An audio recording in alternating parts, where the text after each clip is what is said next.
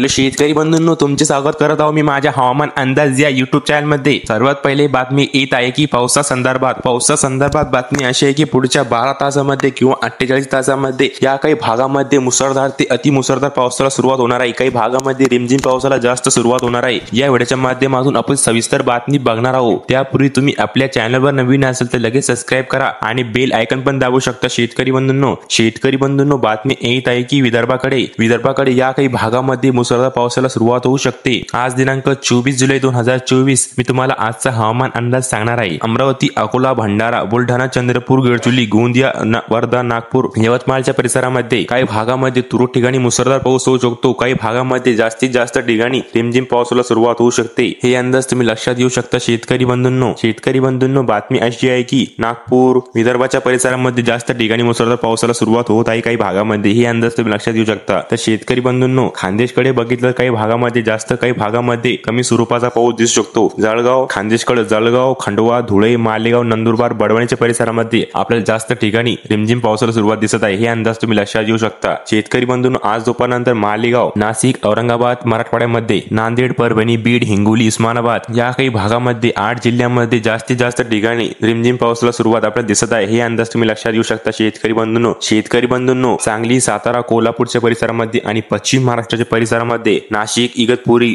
अहमदनगर, सोलापूरच्या परिसरामध्ये पुणे, मुंबई, नाशिक, अहमदनगर, अकलूज, डेपोली, सातारा, चंद्रपूर, तूर, विजयपूर, सांगलीच्या परिसरामध्ये जास्त ठिकाणी मुसळधार पाऊस होऊ शकतो। हे अंदाज तुम्ही लक्षात घेऊ शकता। पश्चिम महाराष्ट्राकडे आणि कोकण पट्टीकडे बघितलं पावसामध्ये वाढ दिसत आहे। हे अंदाज तुम्ही लक्षात घेऊ शकता। तर शेतकरी बंधूंनो, व्हिडिओ चर्चेच्या माध्यमातून चॅनलवर नवीन असेल तर लगेच सबस्क्राइब करा। धन्यवाद।